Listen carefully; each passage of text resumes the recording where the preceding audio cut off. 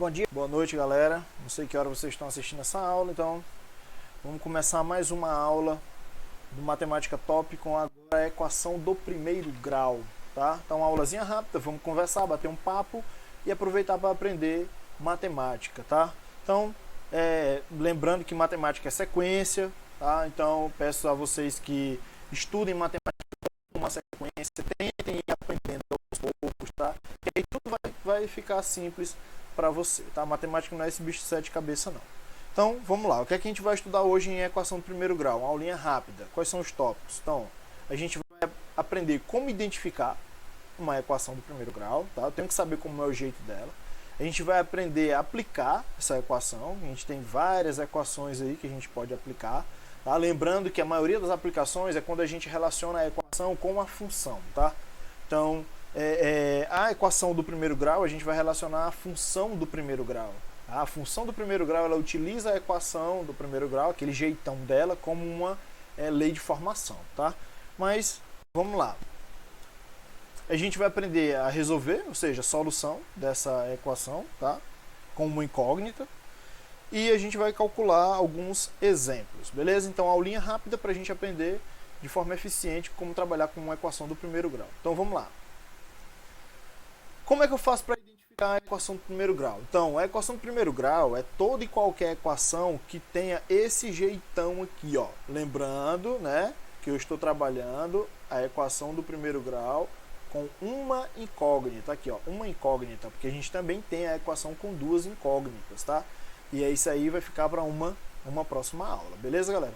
Então, toda equação do primeiro grau que tem esse jeitão aqui,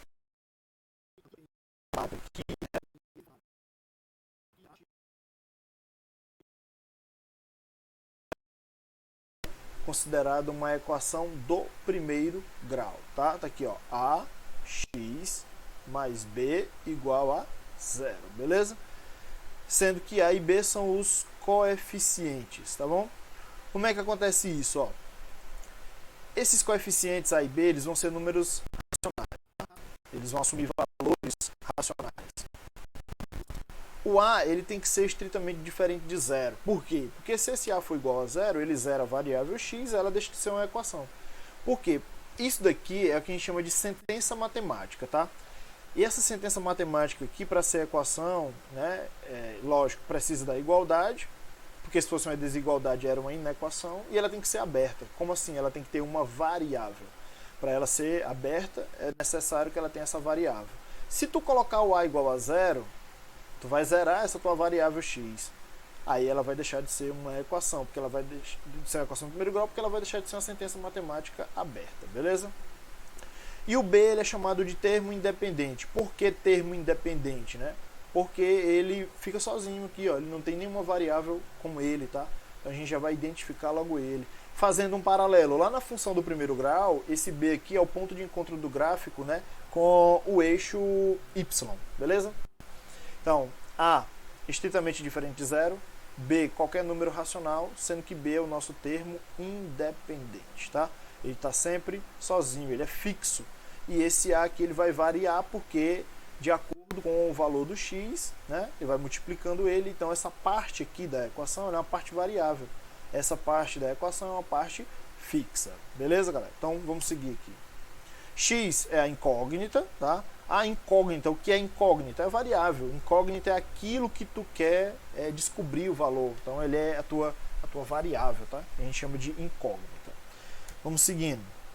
Aplicações. Vamos colocar duas aplicações aqui, tá? Vamos colocar uma aplicação aqui, aquela aplicação mais clássica que existe de equação do primeiro grau, que é aquela aplicação lá do taxímetro, né? Toda vez que a gente anda no táxi, né, a gente vê que tem um dispositivo do carro que ele vai mudando. De acordo com que o carro vai andando, aquele dispositivo vai trocando os números que ficam lá, né? Aquele dispositivo ali é o que a gente chama de taxímetro, tá? No taxímetro é utilizado, né, uma equação do primeiro grau, mais precisamente uma função do primeiro grau, mas com esse jeitão aqui, tá? Com essa ideia aqui.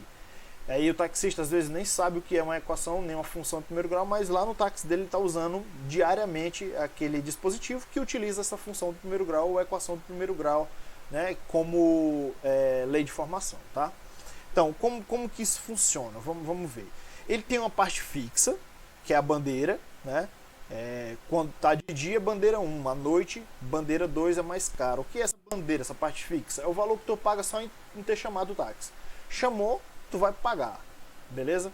Então, tu chamou o táxi, rodou 2 km, tu vai pagar essa bandeira, que é a parte fixa. Chamou o táxi, tu rodou 15 km, tu vai pagar essa mesma bandeira, esse mesmo valor. Então, ele é a parte fixa. Como a gente viu lá na nossa forma geral, lá na nossa equação, no jeitão da nossa equação, essa parte fixa aqui ela é quem, ó? O termo independente. Esse termo independente é o nosso B, beleza? Coeficiente B é o nosso termo independente, que é a parte fixa, que no caso aqui da nossa aplicação é a bandeira, tá? E a gente vai ter uma parte variável. Quem é essa parte variável? É o quilômetro rodado. Então, a corrida do táxi ela é formada da seguinte forma. Tu tem a parte fixa, que é a bandeira, tu vai pagar só em chamar o táxi. Tem uma parte que vai ficar variando, é a parte variável, que é o quilômetro rodado. Rodou 2 km, digamos que tu vai pagar R$2 por quilômetro rodado, né? Uma suposição, R$2. Tu rodou 2 km, tu vai pagar R$4. Se tu rodou 5 km, tu vai pagar R$10. Só na parte variável, mais a parte fixa, que é a bandeirada, que é a bandeira que a gente chama, né? Bandeirada. Essa parte variável aqui, ó, ela é o nosso coeficiente angular. Quem é o nosso coeficiente angular? É o A. Beleza? Por que é coeficiente angular?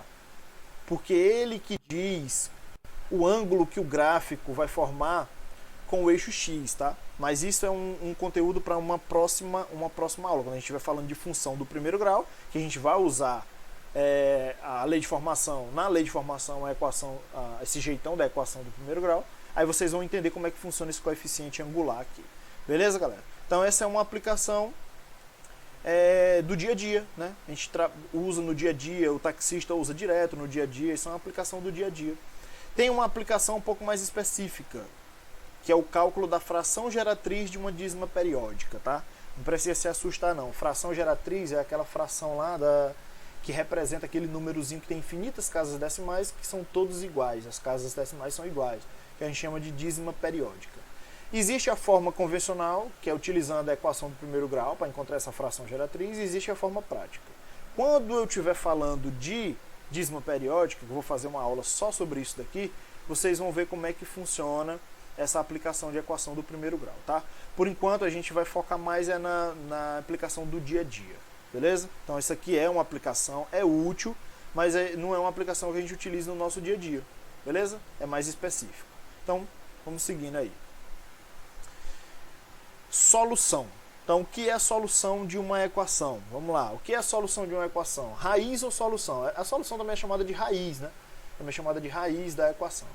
É todo número pelo qual substituímos a incógnita, ou seja, tu vai encontrar um númerozinho que tu vai colocar lá no lugar da tua variável, que é a tua incógnita, e esse número, ele torna essa sentença, que é a sentença matemática aberta, né? Ele vai tornar essa sentença o quê, ó? Ele vai tornar essa sentença verdadeira, beleza? Pegou o número, substituiu no lugar do x, deu uma igualdade verdadeira, é porque ela é solução da tua equação. Isso é até uma forma de você verificar. Você vai verificar se o cálculo que você fez está correto. Então, como é que você vai fazer essa verificação? Você vai resolver, logicamente, né? Você vai resolver a equação, e aí até coloquei aqui entre parênteses que tu vai isolar a variável, que é a forma que a gente tem de resolver a equação. A gente isola a variável, deixa ela só de um lado da igualdade, passa todos os outros valores para o outro lado da igualdade usando a operação inversa, que é o que a gente vai fazer aqui, tá? E aí eu vou substituir ele no lugar do x, no lugar da variável, da incógnita, que lembrando, não necessariamente tem que ser o x, pode ser qualquer outra letra, tá? E aí eu vou observar, se essa sentença for uma sentença verdadeira, é porque, beleza, tu fez o cálculo correto. Se não der uma igualdade verdadeira, se a sentença não for verdadeira, apaga tudo que tu fez e faz de novo, beleza? Então essa é a solução da nossa equação, né? A gente vai ver como é que funciona isso na prática, tá? Então vamos seguindo. Exemplos. Agora vamos ver como é que funciona essa solução aí. Primeiro exemplo, tu tem aqui a equaçãozinha, ó. Primeiro grau. 3x menos 9 igual a 0. Ó. Observa que ela tem aquele jeitão lá, ó. Tá vendo aqui, ó? Ó, vamos observar aí, ó. Ó, vamos pegar aqui. Nossa, ó, tá vendo aqui, ó? AX mais B igual a 0, ó. AX mais B. Agora vamos voltar lá para o nosso exemplo, ó. 3x menos 9. AX mais B igual a 0, né? Aqui quem é o nosso A? X. Aliás, 3, que é quem acompanha o X. Quem é o nosso B? Menos 9, tá? Lembrando que quando tu vai colher o coeficiente da equação, o sinal negativo sempre vai junto, beleza? Sempre vai junto. Sempre vai esse menos aqui, vai junto, ó. Então, como é que eu vou resolver isso daqui? Eu vou isolar a variável x desse lado aqui da igualdade, no primeiro membro, né, da igualdade. Então, eu vou pegar esse menos 9 aí e vou passar ele para o outro lado da igualdade. Só que ele está subtraindo. Quando ele passa com a operação inversa, então ele vai passar somando. Aí, ó, o que vai acontecer? 0 mais 9, 9. O 3, né, o meu objetivo é isolar o x. Então, esse 3 que está multiplicando o x, ele vai passar para cá, também com a operação inversa. Qual é a operação inversa da multiplicação? Divisão. Então, ó, o que vai acontecer? X vai ficar igual a 9 dividido por 3. Beleza. Dividindo 9 por 3, né? Lembra lá da nossa aulinha lá de porcentagem, que eu falei para vocês como transformar, como fazer as transformações de linguagem, né? E esse tracinho da fração aqui é o por, né? Que significa divisão. Então, 9 dividido para 3, eu tenho, ó, x igual a 3. Essa daqui é a nossa raiz. Se eu pegar esse 3 e colocar ele aqui, ó, eu vou ter uma igualdade verdadeira. Vamos fazer de cabeça aqui, facinho, ó. 3 vezes 3, 9. 9 menos 9, ó, 0. Então, ó, beleza? Isso daqui é a nossa solução. Beleza, galera? Vamos para o próximo exemplo.